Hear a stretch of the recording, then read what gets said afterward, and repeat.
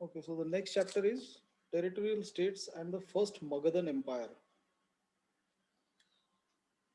तो इसमें मगधन एम्पायर की बात इसलिए आती है क्योंकि मगध भी पहले जब इनिशियली टेरिटोरियल स्टेट्स बने थे इस पार्ट में, ये rest of India had no particular kingdoms but this Gangetic belt which starts from Uttar Pradesh onwards, इसमें मेजर किंगडम्स थे और एक दो नीचे भी थे, अवंती वगैरह जैसे.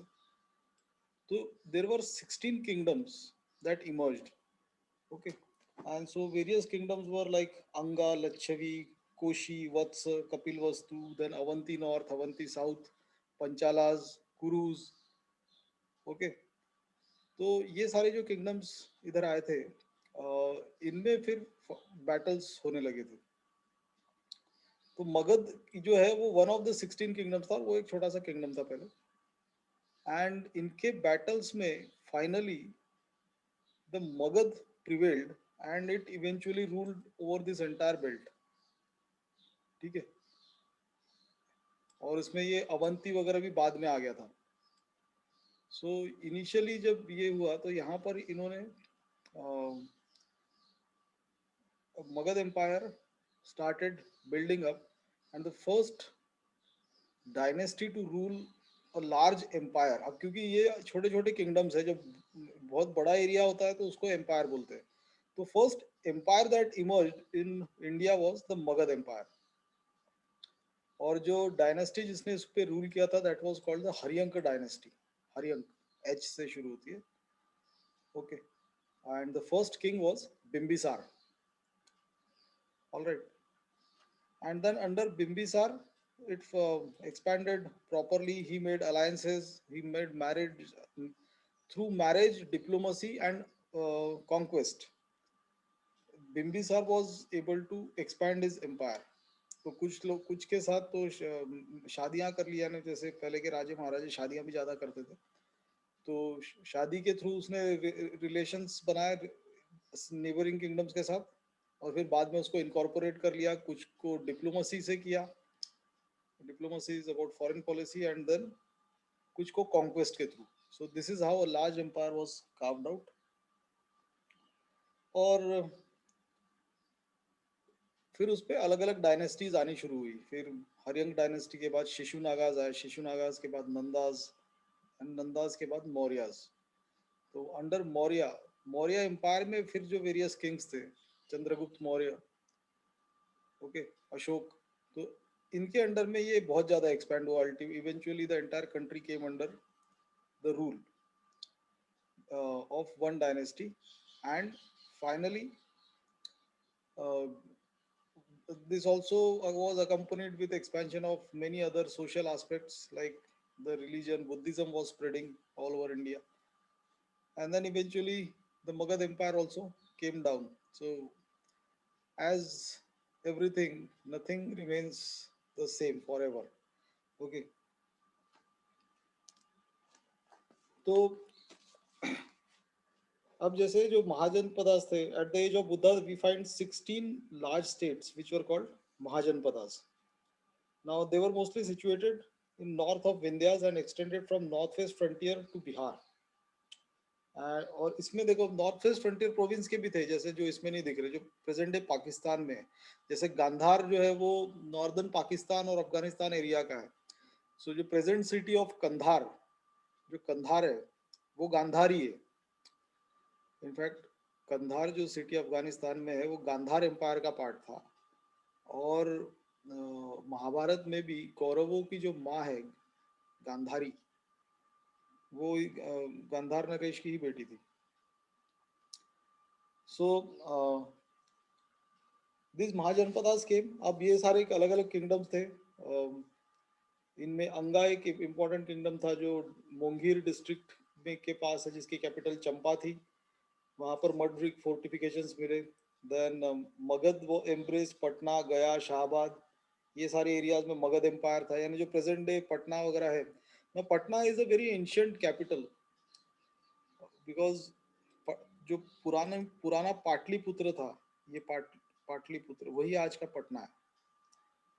Now why again Patna was famous? Because Ganga Patna से भी बहती है, और किंगडम्स और इसके लिए रिवर का तो बेस होना ही चाहिए ना. किंगडम्स वही होते हैं जहाँ मेजर रिवर हो और फर्टाइल लैंड्स हो. Okay. Then Vaishali was there, most powerful इधर के साइड के जो थे, नॉर्थ के, वो लिच्छवी था kingdom with their capital at Vaishali. Okay. Licchavi kingdom is also very famous for providing princesses to other kings. Okay. Might be that Lichavi kingdom had many beautiful princesses, because even Buddha's mother was a Lichavi princess. Okay. Then Koshala was there in eastern Uttar Pradesh, जिसकी capital Shravasti थी. तुमको ये सारी Capitals ध्यान में रखनी है, जिसकी भी अभी will come to that PPT. Then Kosala, ये जो आज का अयोध्या है, ये जो देखो, ये अयोध्या, अयोध्या जो है, which is associated with birth of Ram. तो ये अयोध्या जो जगह है, ये कोशाला किंगडम में थी.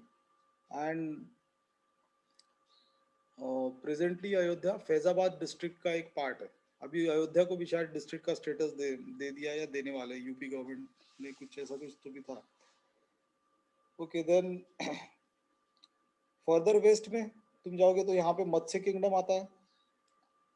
ठीक है. फिर वत्स किंगडम भी है. कौशाम्बी, इसकी कैपिटल, वत्स की कैपिटल कौशाम्बी थी. फिर कुरु क्लैन था. हस्तिनापुर इनकी कैपिटल थी. इंद्रप्रस्थ जो सिटी दिख रहा है, दिल्ली का, एक्चुअली ये यहाँ पर लोकेटेड नहीं, दिल्ली का पुराना नाम इंद्रप्रस्थ है. ओके. और हस्तिनापुर जो महाभारत से भी एसोसिएटेड सिटी है, वो प्रेजेंट है मथुरा है. ये मथुरा नहीं, not Mathura, it is present है मेरठ. ओके. ये हस्तिनापुर जो है, ये वो प्रेजेंट है मेरठ है. अभी वो वेस्टर्न उत्तर प्रदेश में आता है. Then Avanti kingdom was there in the south. It was quite powerful. और फिर अवंती नॉर्थ था और अवंती साउथ था. इनकी अलग अलग कैपिटल थी. तो अब rise and growth of Magadh empire कैसे शुरू होता है, तो मगध एम्पायर कैसे बढ़ना शुरू हुआ, ये ये हमको इसमें देखना है. तो under the leadership of Bimbisara, who belong to Haryanka dynasty, and he was the contemporary of Buddha. Contemporary of Buddha, यानी बुद्धा के टाइम पीरियड के टाइम पे ही मगध एम्पायर का भी एक्सपेंशन हुआ था. एंड उसका बेटा था अजात शत्रु. And then Ajazshatru's son was Uday. Okay. So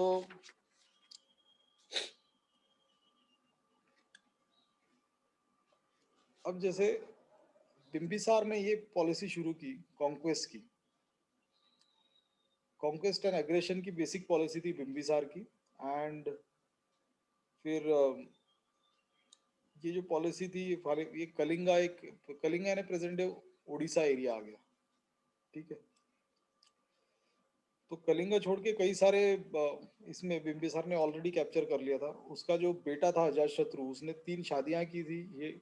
and his first wife was the daughter of king of Kosala, वो सिस्टर ऑफ प्रसन्नजीत. और तो उस शादी की वजह से as a dowry he got around many villages. And then his second wife was Chellana, she was a Lichchhavi princess. ठीक है. From Vaishali, who gave, actually this we are talking about Bimbisara, whose whose wife whose son was Ajatashatru. और third wife थी Madra clan Punjab से. एक इधर Punjab area में भी एक मद्र क्लैन था. तो इन सारे इनकी वजह से basically he was able to expand his relationships far away from the Magadhan capital.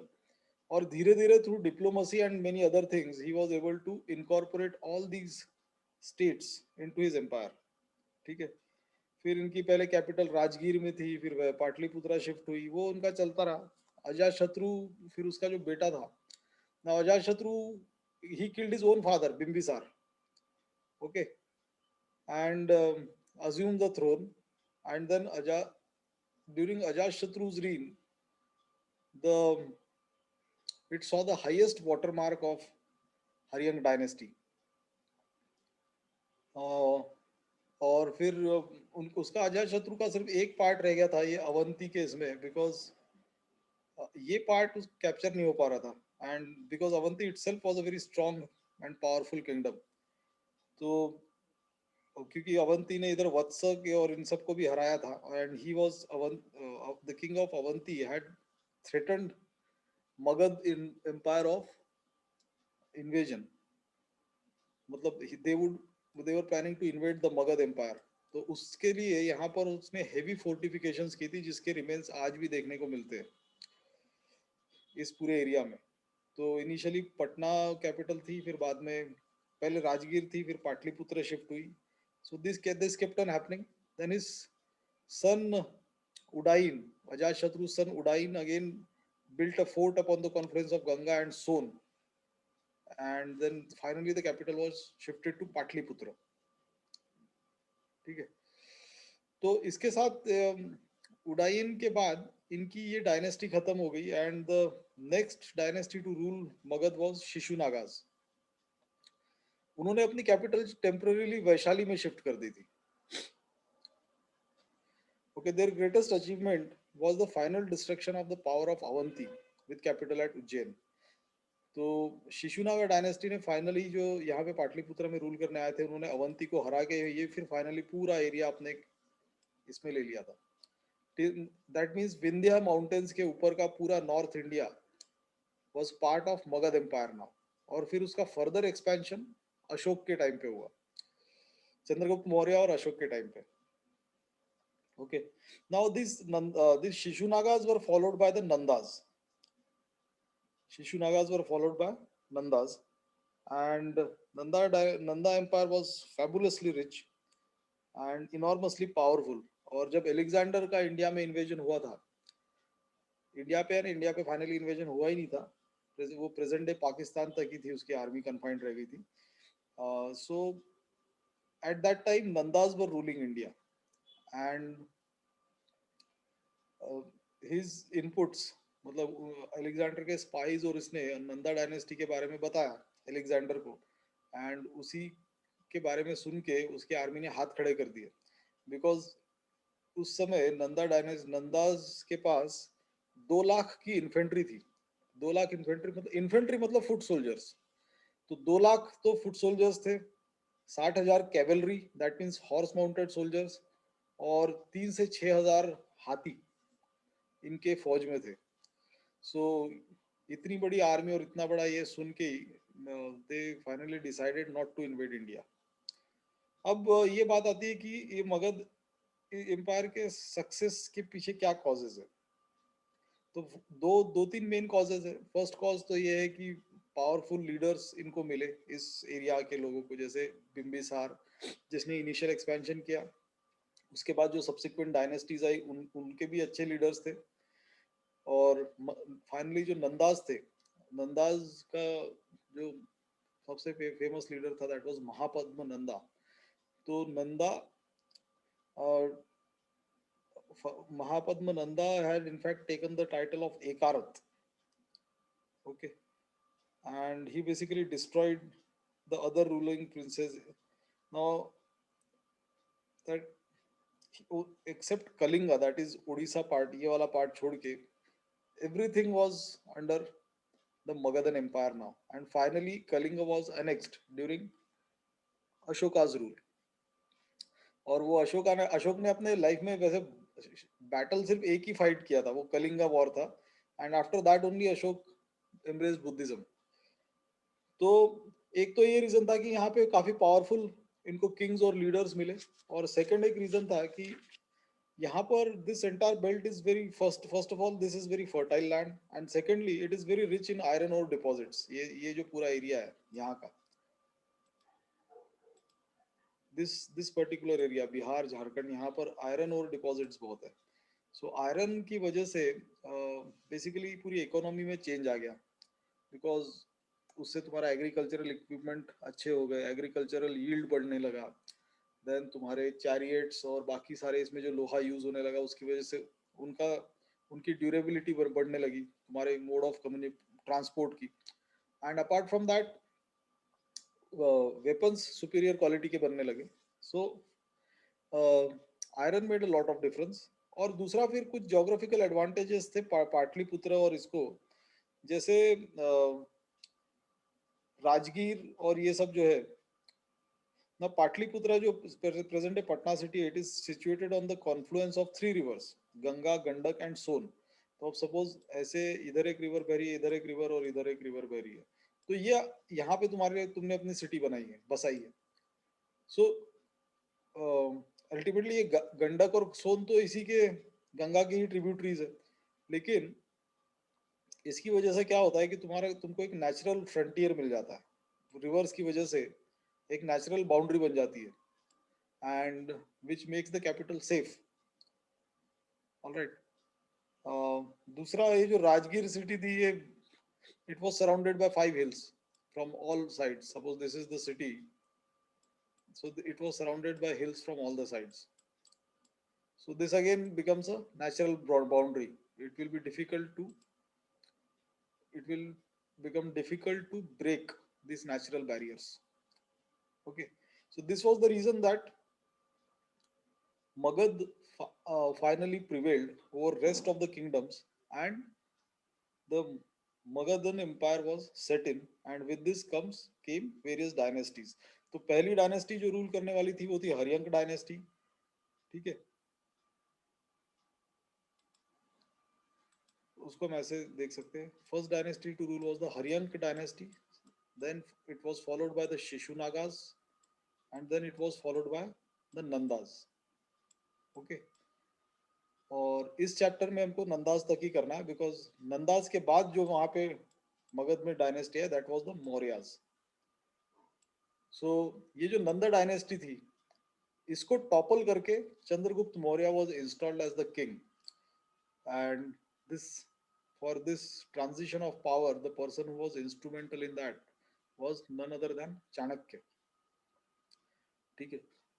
तो जिसको, जो कौटिल्य के नाम से जाना जाता था, एंड कौटिल्य अर्थशास्त्र वगैरह ये सब फेमस बुक्स है ही. So Chanakya basically toppled this Nanda dynasty, Nanda empire, and installed Chandragupta Maurya as king. और तब से शुरू हुई मौर्यन डायनेस्टी. तब से उसको मौर्य एम्पायर बोलते हैं. और फिर मौर्यन डायनेस्टी में एक से एक किंग्स है, चंद्रगुप्त मौर्य हिमसेल्फ, अशोक. ओके. तो और उनके पीरियड में पूरे इंडिया पे एक छत्र राज हुआ था. Alright. So this was about the chapter. Now we will start with the PPTs. Just a minute.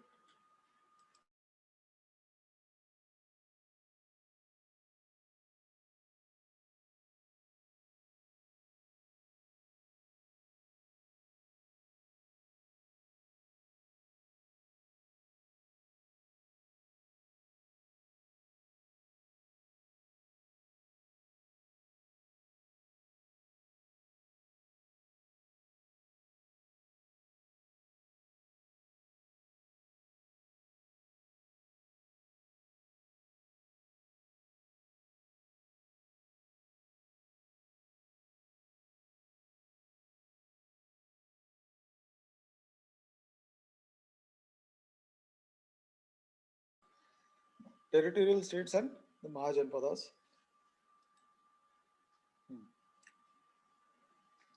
About 2500 years ago, some Janpadas became more important than others and were known as Mahajanpadas. The most Mahajanpadas had a capital city.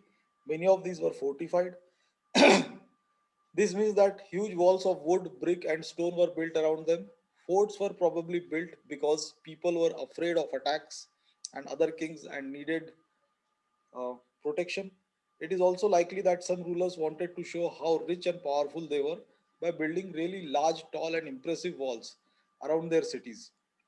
Also, in this way, the land and the people living out inside the fortified area could be controlled more easily by the king, and thousands, if not lakhs, of bricks of stone had been prepared. This in turn meant enormous labor provided possibly by thousands of men, women, and children. Okay. Okay, now the Mahajanapadas, now 16 Mahajanapadas were found in the age of Buddha. तो ये सब थे वो काशी, कोशाला, अंगा, मगध, वज्जी, मल्ला, छेड़ी, वत्स, कुरु, पंचाला, मत्स्य, Swarasena, Asaka, Avanti, Gandhar, and Kamboj. Now, these Mahajanpadas were either monarchical or republican in character.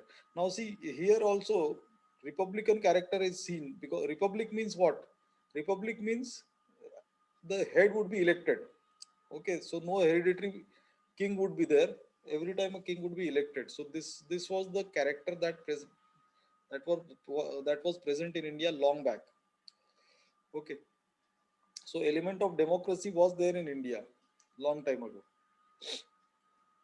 Now the Mahajanpadas of Anga, Kashi, Koshala, Chedi, Vatsa, मत्स्य, ये सब जो थे, Gandhara, Magadh, they were ruled by kings or monarchs. और कुछ जो थे वो republics थे, जैसे वज्जी, मल्ला, कुरु, Panchal, Kamboj, they were republican states. And so were other smaller states like Lichavi, Shakya. Now Shakya is the same clan or kingdom from which Buddha belonged. Buddha's father was the elected leader or king जो भी बोलो of Shakya clan. फिर कोलिया, बग्गा, मौर्य. अब ये जो मौर्य है, यहीं से इसी से वर्ड आया Maurya. Now these republican states had Gana Parishad or an assembly of seniors and responsible citizens. So this Gana Parishad basically elected their king. Now the Gana Parishad had the supreme authority in the state. All the administrative decisions were taken by this Parishad. Again, the republic were basically of two types. The republics comprising a single tribe, like those of Shakyas, the Kolis, the Mallas. Okay. Now the republic comprising a number of tribes were republics of confederacy, like Vrijis. Okay. तो Republic का एक presence था India में. Now this is the entire map of various kingdoms. Okay, तो इसमें अगर हम देखें तो साउथ साइड में ये जो असका किंगडम था, ये कुछ ज़्यादा इनसिग्निफिकेंट नहीं था. इनफैक्ट साउथ साइड में कोई ज़्यादा सिविलाइजेशन डेवलप नहीं हुई थी. यानी बियॉन्ड विंध्या माउंटेन, ये यहाँ पर विंध्या माउंटेन्स है, इसके नीचे साइड में कोई सिविलाइजेशन पहले डेवलप नहीं हुई थी. लेकिन इधर ढेर सारे किंगडम्स हैं, और उसका मेन रीज़न क्या है? ये गेंजाटिक बेल्ट और यमुना, इसका जो फर्टाइल लैंड है ये. तो ये जो अवंती था, ये इस साइड का एक बहुत पावरफुल किंगडम था. और फिर नॉर्थ, फार नॉर्थ में दो पावरफुल किंगडम्स थे, गंधार एंड कंबोज. और ये जो गंधार है, this is present day Kandahar of Afghanistan. And Mahabharata में भी इसका मेंशन है, बिकॉज कौरवों की जो माँ थी वो गांधारी थी. उस माँ थी जिसका नाम गांधारी था. She was the daughter of Gandhara नरेश. ठीक है. तो फाइनली फिर इतना लास्ट का छोटा पार्ट छोड़ के ये पूरा का पूरा पार्ट जो है, इंक्लूडिंग अफगानिस्तान, ये this entire thing this came under one rule of Ashok. ये साउथ का छोड़ा थोड़ा सा टिप छोड़ के. Okay,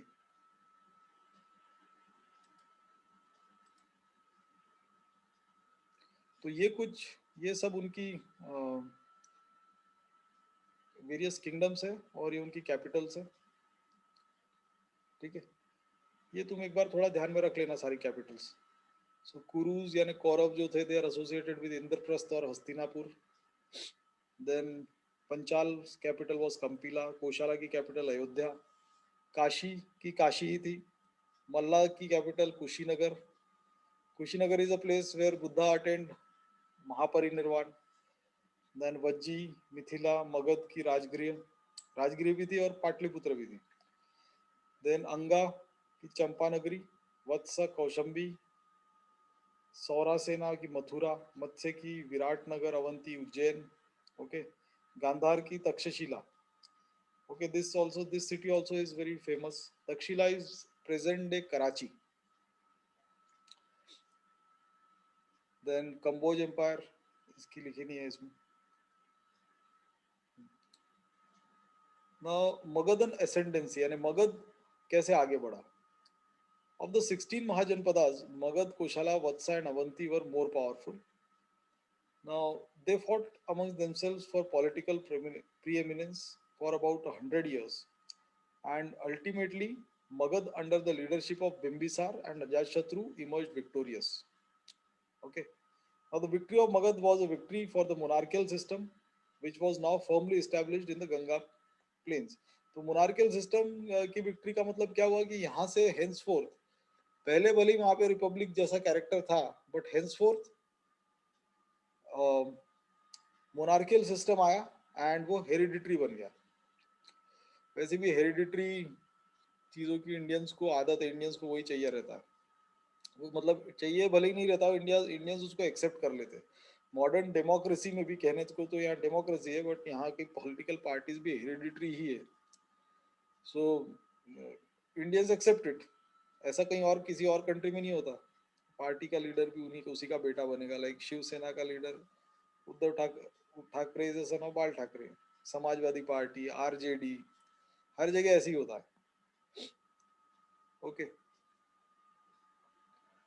now Magadh ascendancy began with Bimbisar of the Haryang dynasty. He married the princess of Koshala, Vaishali, and Madra, which helped him in his expansionist policy. Now, his only and one and only conquest was that of Anga. Now, he also gained a part of Kashi as the part of dowry in his marriage to his sister. With the in his marriage with the sister of King Prasannajit of Koshala. Now, Bimbisar was murdered by his own son Ajashatru. ठीक है. And he defeated Prasannajit. अब अजात शत्रु जो था, जब वो power में आया तो प्रसन्नजीत जो उसका खुद का मामा था, रियल मामा, उसी के किंगडम को अटैक करके उसको हराया, उसकी बेटी से शादी भी कर ली. And then he annexed Kosala also. He was succeeded by his son Udaim, who founded the new capital at Patliputra. Patliputra is present day Patna. Now the Haryanga dynasty was succeeded by the Shishunaga dynasty, which destroyed the power of Avanti and incorporated it in the Magadhan Empire. तो अब जैसे हमने अभी बात की थी कि बिम्बिसार के और अजात शत्रु और उदाइन यानी हरियंग डायनेस्टी के टाइम पे उनका यहाँ तक एक छत्र राज हो गया था, लेकिन ये साउथ का पार्ट बच गया था. तो शिशुनागा के टाइम पे ये भी मगध एम्पायर का पार्ट बन गया. क्योंकि ये अवंती जो शिशु ये अपना अवंती एम्पायर था, ये किंगडम था, ये अपने आप में एक बहुत पावरफुल किंगडम था, जो फाइनली शिशुनागाज ने जिनकी पावर को खत्म किया. ओके. फिर now thus the 100-year-old rivalry between Avanti and Magad finally came to an end. The Shishunagas were succeeded by the Nandas, who annexed Kalinga to the empire. Then Mahapadmananda was the most important king of this dynasty.